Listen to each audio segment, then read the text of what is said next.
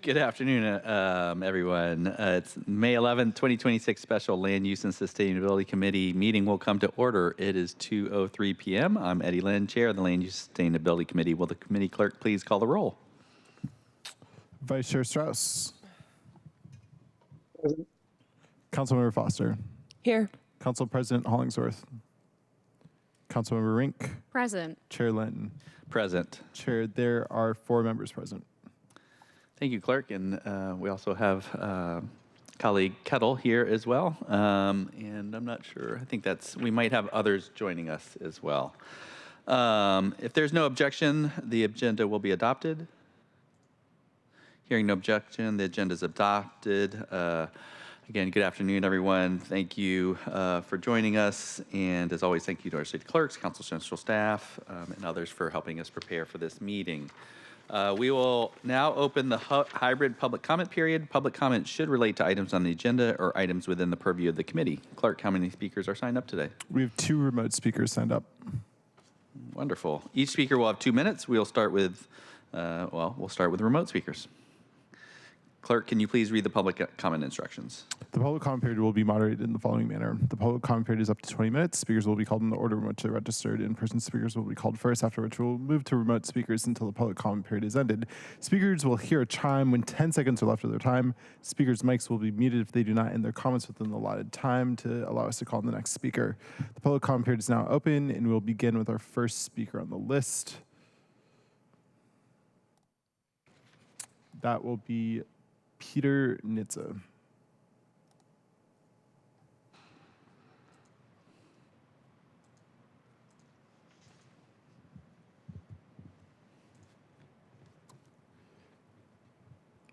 Peter? Oh. Could you speak up a little bit more loudly?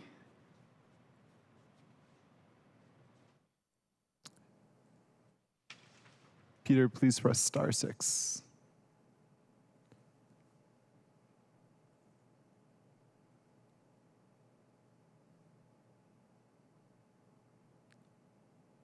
There you go. Hello? Hi, we can hear you. Okay. Am I up for my comments? You're up. Okay. Well, good afternoon. My name is Peter Nitze, and I work for Nitze Stegan & Co., which is a local real estate firm. With respect to a potential moratorium on AI centers, I guess my first comment is that this sector represents one of the few bright spots in the Puget Sound, in particular in Seattle, from a standpoint of economic development. We, I believe, are the second largest concentration of AI talent in the country after the Bay Area. And the concern, it strikes me, which I share, is for very large sort of Eastern Washington-style data centers, massive centers that consume a good deal of energy, potentially create water consumption issues. In which case, I would say there's an opportunity to set some limits on the amount of power consumption, say a megawatt limit in the moratorium, if one is to be instituted, so that co-located data centers supporting jobs can continue to be built in the city of Seattle. Third comment is that the scope for SCL, or its service area, is larger than just Seattle. So to the degree that Seattle bans data centers outright, but there is demand, given the talent concentration, then the data centers could just locate just outside of the city and still burden SCL while losing the opportunity to create jobs or benefit for the city. So I would say that finally that the city has a real interest in filling its commercial buildings. Vacancy rates remain at historically high levels. And I think it would make more sense to have a few floors of data center co-located with additional floors that would house tech and AI jobs than to continue to have empty buildings. So those are my comments with respect to a potential moratorium. Thank you. Thank you, Peter. Next up, we have Dan Diorio.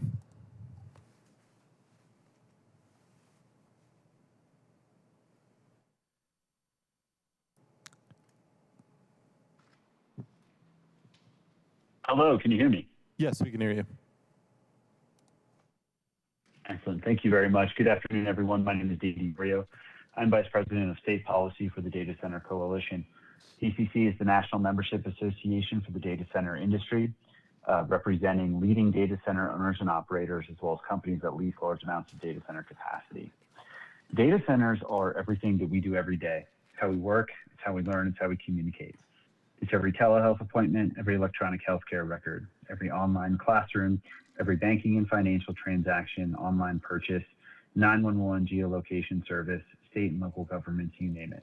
Digital infrastructure is the backbone of the 21st century economy. Washington has a long history of fostering data center development in the state, being host to several homegrown companies. Washington is amongst the leaders in the country, and what we see is significant economic benefits brought to the state and the region. In particular, 47,960 in a total employment contribution from the industry to 2023, 3.64 billion in total contribution to labor income in 2023, 6.82 billion to state GDP, and 1.8 billion in state and local tax revenues. As the city considers a proposed moratorium, it's important to remember the role that data centers play in our everyday lives, and especially the role that data centers are playing in fostering economic development. These are jobs for the skilled trades, for electricians and plumbers and HVAC technicians, carpenters, operating engineers. Data centers create significant construction jobs, but they depend on the skilled trades to help maintain and operate these facilities. As the gentleman mentioned, the greater Seattle area has significant amounts of technology jobs, and the technology industry is heavily dependent on access to timely digital infrastructure. So happy to be a resource to the committee as they consider this, but would respectfully urge against a moratorium for the strong economic role it plays in the city. Thank you. Chair, that concludes our speakers. Thank you. As there are no additional registered speakers, we'll now proceed to our items of business. I would also like to note for the record that Council President Hollingsworth and Councilmember Juarez have both joined us. We will now move on to our first item of business. Will the clerk please read item 1? Agenda item 1, data center overview and discussion. And thank you. We have our representatives from Central Staff. Once ready, can you please introduce yourselves? Hi there, H.B. Harper, Council Central Staff. Hello, good afternoon. I'm Eric McConaughey on the Council Central Staff.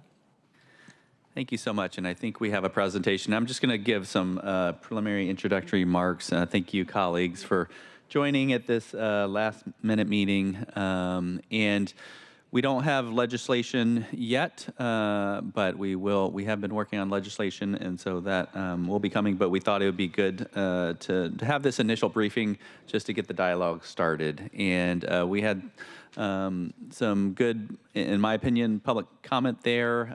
In my opinion, a moratorium is really meant to allow us to create rules and regulations. And we have lots of existing data centers, including co-location of data centers. And at least, you know, in my opinion, I don't see us having a permanent ban on all data centers, but I do think we need to have appropriate rules and regulations. And with that, I'd love to get started on the presentation. And then I think we could have a more sort of interactive dialogue here. So if there's questions or comments as we go, I welcome them. Thank you. Hi there. Okay, I'll get us started, and my colleague here will jump in. This afternoon, we want to discuss what data centers are, what we do and don't know about them, and 2 potential ways that the council may wish to legislate on data centers at this time. And we'll also discuss a high-level idea of a work plan for what we believe the city may want to consider moving forward as we ponder how to regulate this new use. So, as I just implied, there is currently no definition of data centers that is a working definition for the city. So whether in the land use code or in other sections of code related to electricity rates, we do not currently have data centers defined. So if you're wondering how it's possible that we have data centers in existence and how they got permitted, you know, if a use is not listed specifically on the land use side, at least in land use code, the director may determine a proposed use is substantially similar to other uses that are permitted or prohibited, whichever it may be. And so related use categories that may have been used for data centers that exist in Seattle today are business support services, office or accessory to office, or utility service use, which was a former use that was listed in code previously.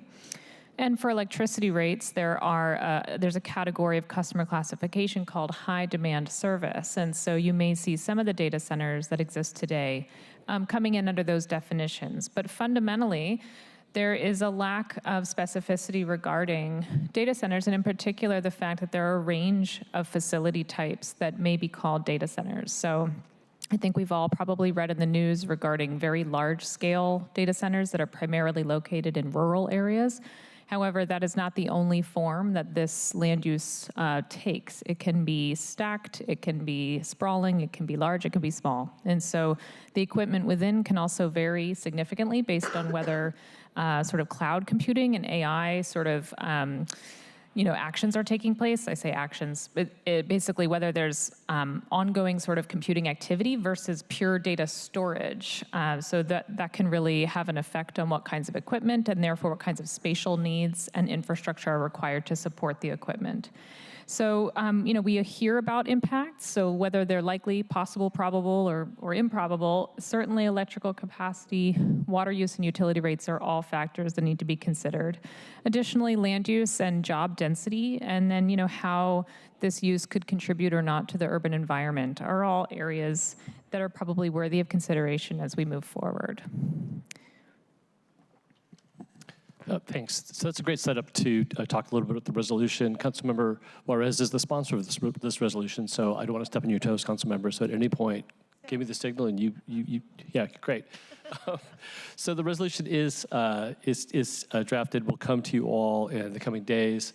It does address these impacts, as HB talked about, for electricity, water, jobs, pollution. The pollution could encompass things like in addition to heating, water, noise pollution, things that have to do with greenhouse gases. There's a variety of impacts that have been identified and studied nationwide that can come from data centers. So the resolution sort of specifies those as drafted now as potential impacts. The idea is to have this resolution be concurrent, that the mayor would concur with it, and that it would establish the basis for council to go forward sort of with a policy statement that these things matter, to be studied, and to develop policy guidelines that would guide the city's decisions about budget and legislation into the future. As drafted, it also does point to an expectation for rates for data centers in city lights legislation coming forward later on this summer. And it does also point to this moratorium, this ordinance that is the subject of today's conversation. Those are the basic pieces of the resolution. So I think folks are probably all familiar with the process of a land use moratorium, but just as a reminder, moratorium can be 6 months or 1 year, and it can be extended. So the moratorium that Councilmember Lynn is sponsoring is drafted to last for 1 year, which requires a work plan be attached. And it does require public hearing, but that can occur after action. And it's important to understand that no new land use permits would be accepted while the moratorium is in effect, and it is something that goes into effect immediately. However, that doesn't mean that if an application comes in before that time, that it would not continue to be reviewed. So it doesn't halt the review of ongoing projects, it only prevents new land use applications from being accepted. And so a really important part of this work, I think, for the council and to some extent the executive department as well, is to lay out a work plan for how the city wants to move forward with data centers in the land use code specifically, and how we want to regulate those. So we have come up with a definition that you'll see when the legislation goes live, which will be in the coming days. However, more research is needed into the different possible definitions of data centers, including differentiating by size, because they can be significantly different across a different range of sizes. There are state laws that exist today. There were also state laws that were attempted in this last legislative session that did not end up passing. In terms of alignment with existing state law, there's nothing land use specific, but data centers do occur in state law in other places. And so aligning our definition with anything the state has done or does in this next upcoming session would be important. And then, as you can imagine, best practices for monitoring of electricity and water usage. And then, of course, the sort of key piece to a moratorium is zoning and development standards, so that when the moratorium is lifted, we have regulations in place that help us feel confident that we're regulating this land use appropriately. Something to explore as part of the work plan is the idea of community benefits. So what can the city actually receive as a benefit if a large-scale data center is slated to develop within the city limits? And so you see some ideas on here. There are more ideas in the work plan, and those are things that can be considered in terms of how to work with the private side on getting these to really work for community. And, the mayor did have a press release, and in there she indicated an interest in an economic impact analysis as well as some other pieces of the puzzle. And so just trying to make sure we're coordinating and understanding, some of the public comments spoke to some of the benefits of data centers and how they affect our economy. And so keeping in mind those things and aligning our regulations with those. So with that, I think that's all that we have for you today. We're happy to answer questions or support the discussion however you all see fit. Thank you. Colleagues, any questions? Yeah. Yes, Councilmember Juarez. Thank you. Thank you, Mr. Chair. As you know, we've been working on this for a while, and so, Eric, we've been working closely on this, and we've been giving you some additional information that we've discovered in conferences we've attended and webinars, but more recently, I gave you the copy of the law that was passed in New York regarding data centers. So I'm really glad what you said, HB, because when we look at the law that was passed in December 2025, AI Safety Bill, the RAISE Act, which stands for Responsible AI Safety Education Act. One of the things, there's 8 points to it, and everyone can get online and look at it, but one of the things that you brought up, HB, which is important, is besides going through all the issues of protecting kids, taking back control of data, stopping deepfakes, the ones where I really zeroed in on was making data center investments work for people, and you talked about this in these 5 or 6 points that come on later. We'll get to the protecting and support workers, but how would it look? Because one of the things they talk about is make data center investments work for people. And we can talk about investments in brick and mortar and labor, but the community benefits agreement, would that be like akin to or aligned like what we do with parks, or when we have these, when we do contracts with public-private contracts, and what is the public benefit? What does the public get out of it?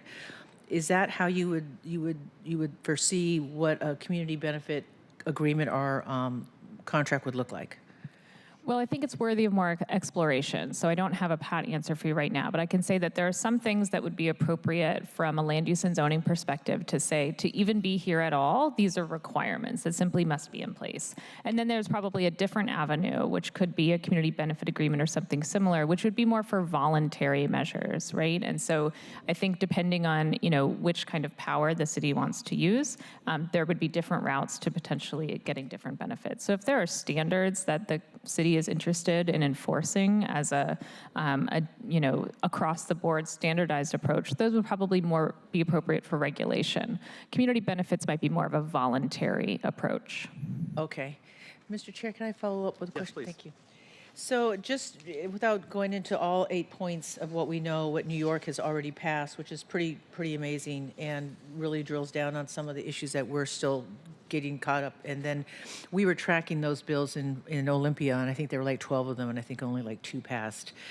So just so I can put into context, mainly for myself and some people who are also paying attention to this, that Amazon is now, as they said, quote unquote, is betting $200 billion on AI. And Microsoft is going to spend $190 billion on AI. And as we all know, it's not a secret, they're here. So on their cloud revenue alone for Amazon and Microsoft, Amazon has made $37 billion, 28% increase, and Microsoft $34 billion, a 30% increase. And I'm not saying that to sound like the smartest person in the room, but my point is there's a lot of money here, and there's no regulation. There's no national standard. There's no state standard. We don't even have a definition for data center. So I want to commend the chair for putting forward this moratorium. And I'm guessing that the chair will be using this as a work group to kind of drill down on some of these more important issues, or all of these issues, and not just the environmental ones. I'm really concerned about, and I'm sure everyone else is here as well, is supporting and protecting the workers. Whether we do, what type of retraining we do, and also looking at still keeping Seattle competitive in the tech industry without, displacing some of our largest economic engines and employers, and building the capacity. And where would we build that at? Would we build the capacity to address AI within Seattle City Light and SPU, or how would that look if it were to land in a particular city department? Or is it a foregone conclusion it would just land in Seattle City Light? In my opinion, it would be an interdepartmental effort that would be required to really address the range of potential impacts, benefits, and considerations for the city to really figure out how to embrace and move forward with this novel use. That's just my personal opinion, but I believe an interdepartmental effort would be warranted. Well, I'm going to say something, maybe it's a bit, I don't think it's novel. I think this is the shape of things to come. I think it's going to change everything from my understanding. I could be completely wrong. And I'm glad that the chair sees that, and we're trying to kind of stop it with a moratorium and a resolution to what we're committed to in principles, and make it part of the city family department somewhere where people are paying attention, and we actually have people who understand technology to explain to us policymakers how we can make it work for our city and protect the environment, protect workers. And I'm not just talking about the brick and mortar of a data center per se. I'm more concerned about the water usage.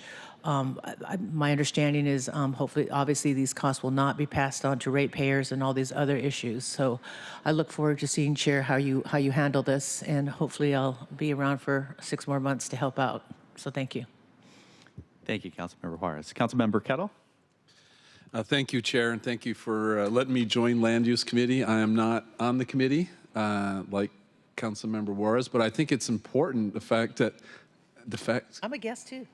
That's why I said yes. Oh, you did? Oh, okay. Yes. But importantly, Councilmember Juarez is Chair Juarez, and I'm Vice Chair of the Parks and Seattle City Light Committee.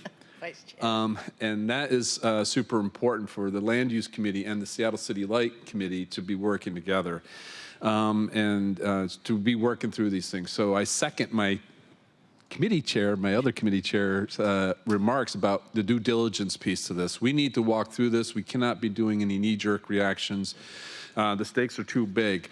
And it's really big and important, too, for our current data centers. I don't think people realize that we have them in Seattle already. In fact, I'm going to be visiting it soon. And here's the thing, it's really important for a number of different reasons. One, it's important for the businesses here. It's important also for the need to show stability. A challenge that we're creating for our local business community because of what's happening in Olympia or the county or even with us is the instability related to tax policy, budget questions, and the like. And we do not need to be adding any more instability to the business climate environment, and we need to be smart about this. So the stability of this piece is really important regarding the current data centers that we have. And by the way, it's also important for the environment. I don't think most people realize, but the heat from that data, the one I'm thinking about right now, heat's basically like a half dozen buildings. And people don't realize the benefits that you get from some of these things. So we definitely have to walk through all these different pieces and be sure that we're not cutting our nose to spite our face, or whatever kind of phrase you want to use. As I like to say, we don't need to be stepping on a rake. We need to be doing the due diligence, walking it both from a land use perspective, but also from the city light perspective, because there's the demand signal and already growing demand for our city light is important. And with that point, Chair, I also wanted to note that we need leadership at this critical time of this period of incredible challenge. You know, we talk about agreements in terms of power generation. Well, District 7 is hurting terribly right now in terms of what's happening with the buried cable system. The infrastructure that we have right now is hurting. So for the people in District 7, particularly Queen Anne, particularly the South Slope, constantly having power outages. And it's impacting across the board. It's impacting the residents, impacting businesses, and it needs to be dealt with. And so on that front, and on that point, I have to say, this is the time that we need Dawn Lindell, head of Seattle City Light. It shows that we need leadership now. And we had a varsity, national level, top person in charge of Seattle City Light, but then she was let go. Those kind of decisions have impacts on our city, particularly in this challenge of needs, whether it's the data centers or it's failing buried cable in our neighborhoods, labor agreements, building new generation, contracting for greater capacity. It's incredible. We should have top-notch leadership. We had top-notch leadership for Seattle City Light, and this is a failure of our city right now. Thank you, Chair. Thank you, Councilmember Kettle. Council President Hollingsworth. Thank you, Chair, and thank you for your team for your work on this, and Councilmember Juarez for your resolution on this as well. I do want to state, because I think there is confusion out there.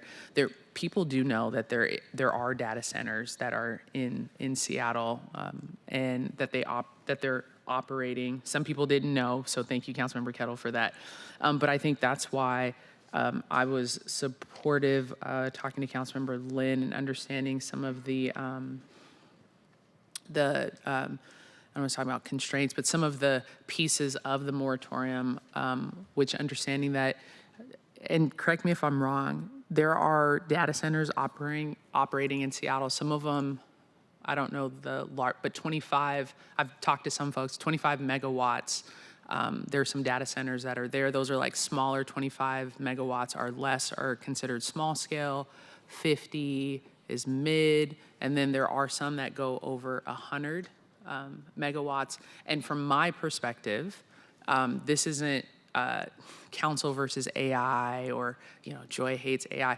There's none of that. This was particularly for me was the resources that could be generally consumed by larger data centers, whether it's electricity and the infrastructure that we currently have in Seattle, the outages that are becoming more frequent that I've seen in District 3 in different neighborhoods that are not even more frequent, yes, but also longer to get back online from residents, which is key. Like, okay, the frequency goes out, 1 or 2 hours happens, but people are talking about 2 and 3 days without power and the infrastructure, and how that correlates with our the use and wear and tear of the infrastructure that we've seen in our city. So that's where I know that talking to the chair, I'm not trying to talk for Councilmember Lynn, but just the conversations we had coming from that perspective of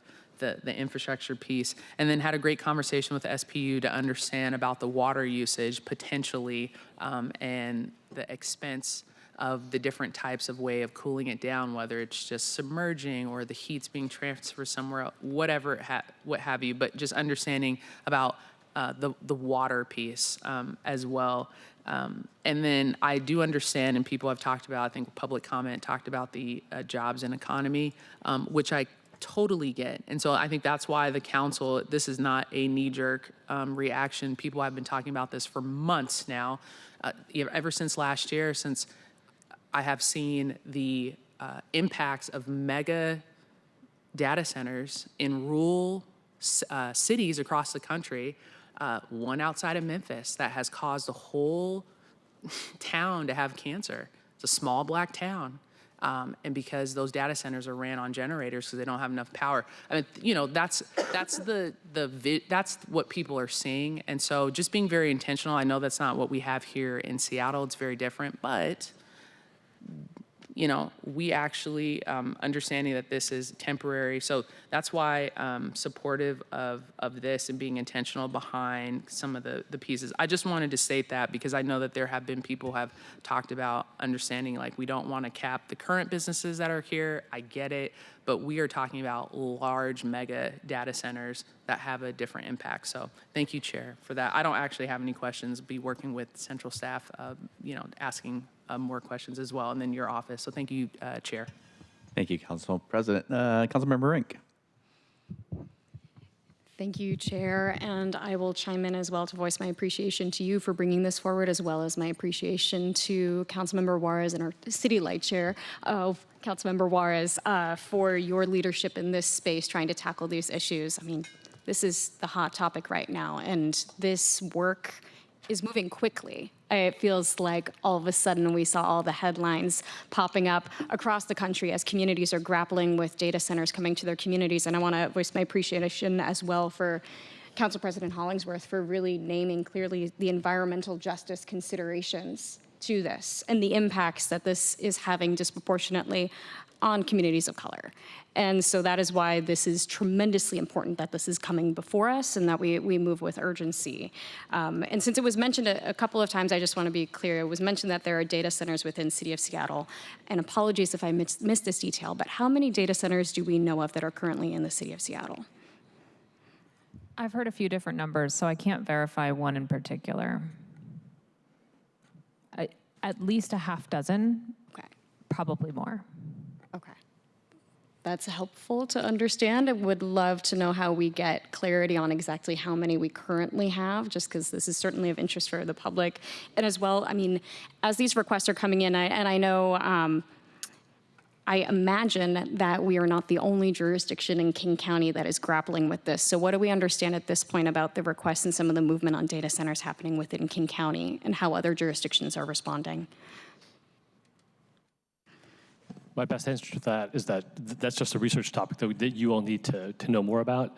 And as a way to pivot, it's really well suited to the time that is earned by something like a moratorium to be able to understand those things. I mean, I think it's on theme with the idea of a moratorium in land use, which is to provide for time to research things, understand the dimensions, to define terms. So central staff, we can look into how many data centers are in town, and then also explain how they came, like how they were permitted. You know, HB talked about the uses that they would have been permitted under. And so there could be a range there in that answer. So that's why we're hesitant to pin it down now, because we're kind of in, for some of these things, the research of this. Yeah. Appreciate that. And Chair, if I may, I just have a couple of other questions. Thank you.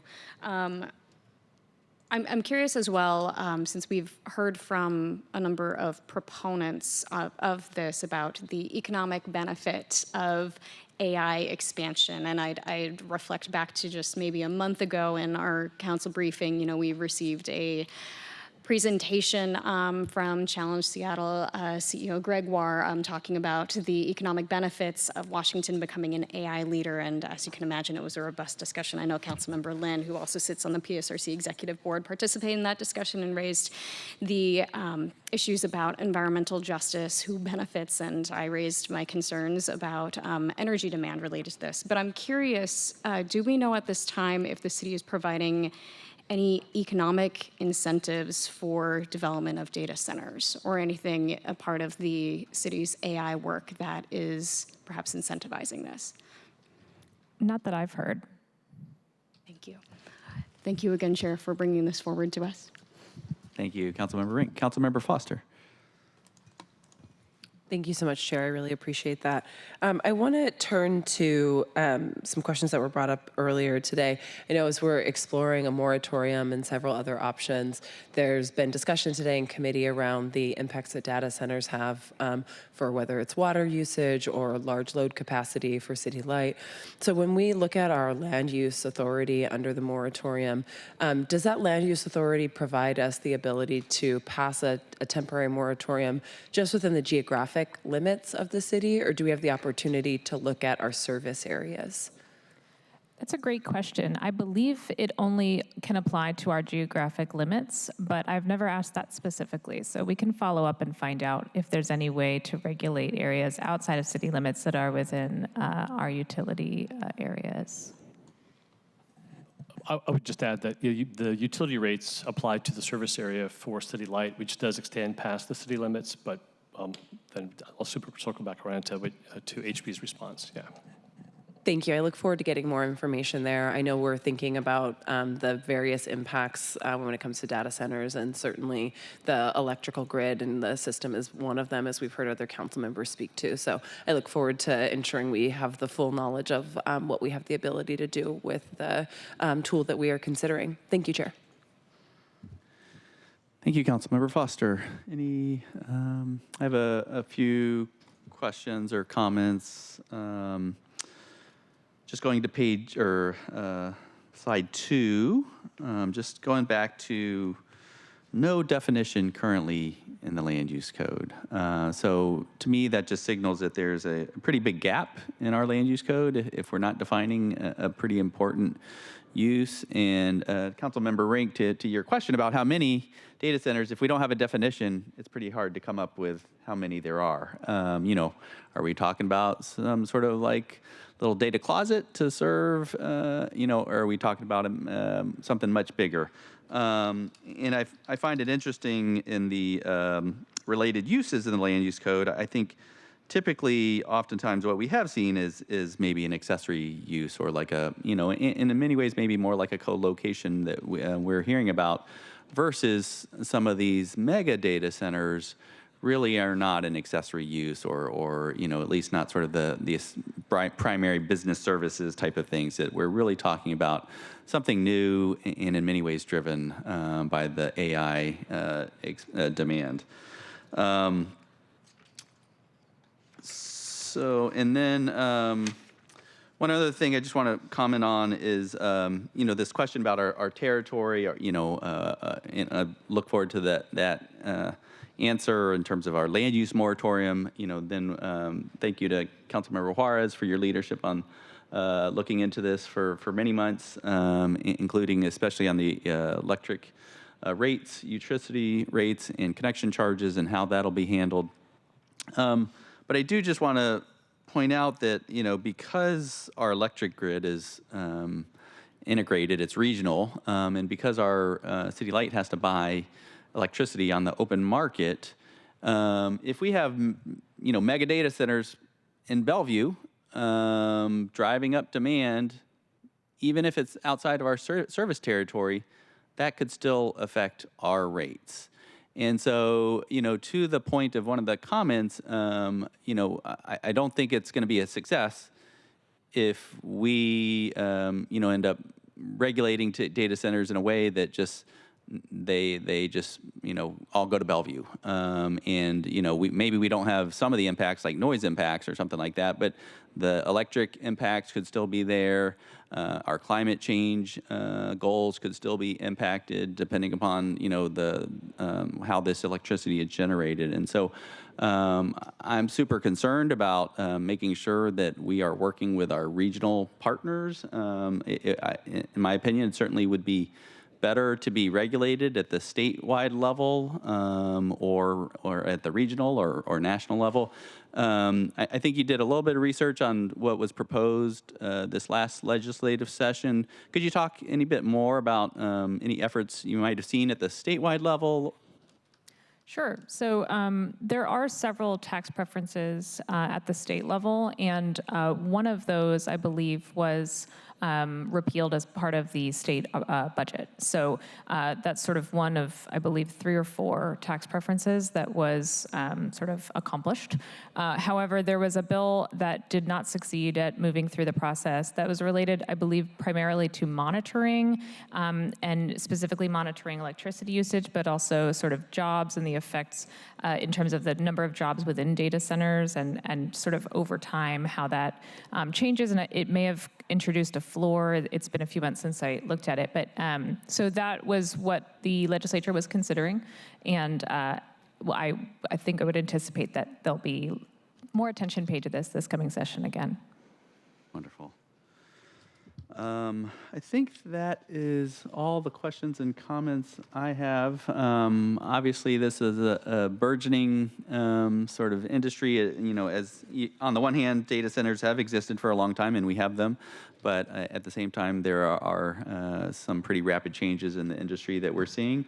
And, again, we can talk about this more once we have an actual proposal for everybody to dig into.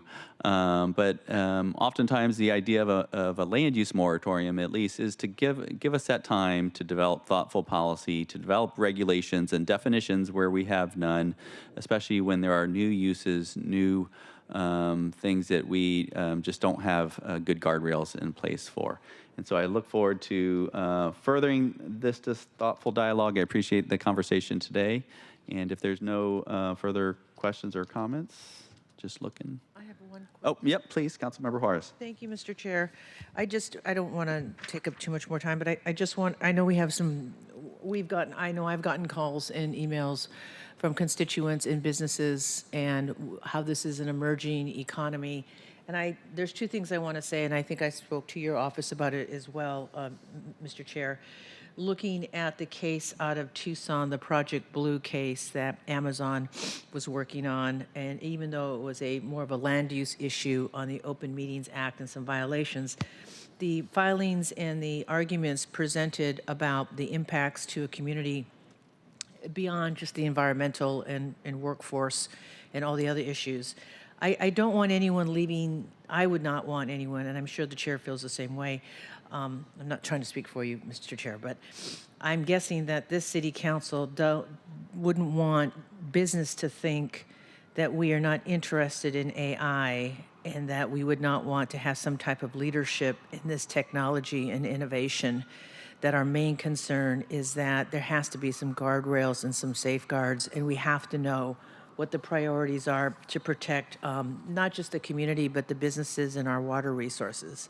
So you'll see these issues will probably land, excuse me, I'm cold here, will probably land in between Seattle Public Utilities, which is Council President Hollingsworth's committee, Councilmember Lynn's committee in land use, and then our committee, me and Councilmember Kettle in Seattle City Light, where you say it's going to be interdisciplinary.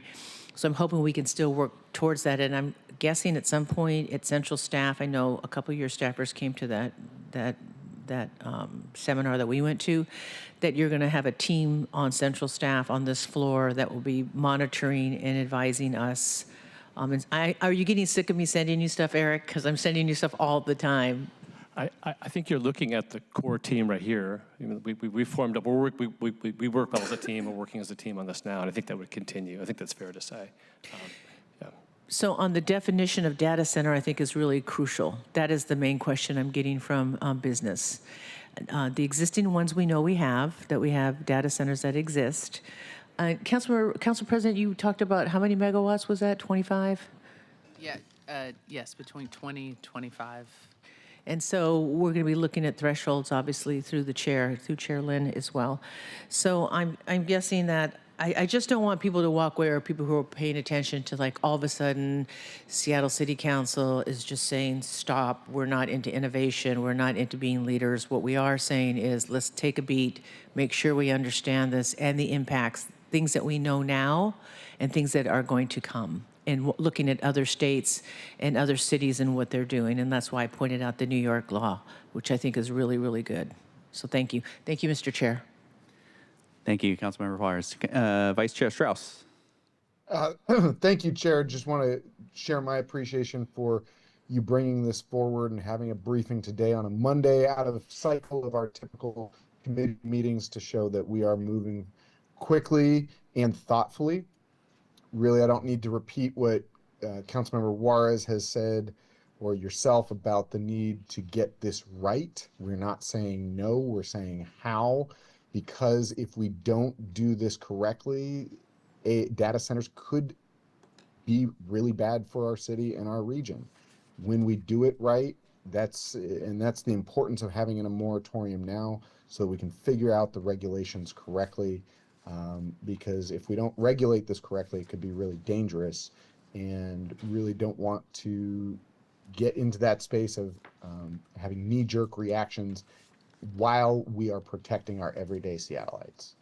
And a lot of that comes into, as you mentioned, Chair, the rate paths and the electricity consumption occurs anywhere in the grid. And so whether that's happening at BPA or happening here in the city of Seattle, we're going to be impacted by it. And we know that we have had a sweetheart deal being able to purchase a chunk of electricity from BPA at a wholesale rate, and that our consumption level are above it today. No matter if data centers are being put in the city of Seattle boundaries, where we need to be very careful about all of our resource allocations, or if those data centers are being put in Eastern Washington, we are still having to protect ourselves against those rate increases. And ultimately that comes down to us figuring out more generation capacity. Those are two separate conversations. I just appreciate you moving quickly here in the Land Use Committee on this moratorium. Thank you. Thank you, Vice Chair Strauss. And just real quick to respond, Councilmember Juarez, I do think it's really important that we get this definition right. I also think, you know, the definition we come up with in the moratorium might not be the permanent definition, or, you know, we might have multiple definitions depending upon what we come up with the work plan. So I just want to, you know, as people look at what we come up with, I just want to make it clear that that doesn't necessarily signal that's going to be the end-all be-all definition. That's sort of what we, you know, might come up with to get this conversation started. But thank you all for this continued dialogue. Obviously, much more to come. And with that, I'm going to adjourn the committee at 2:49. Thank you so much.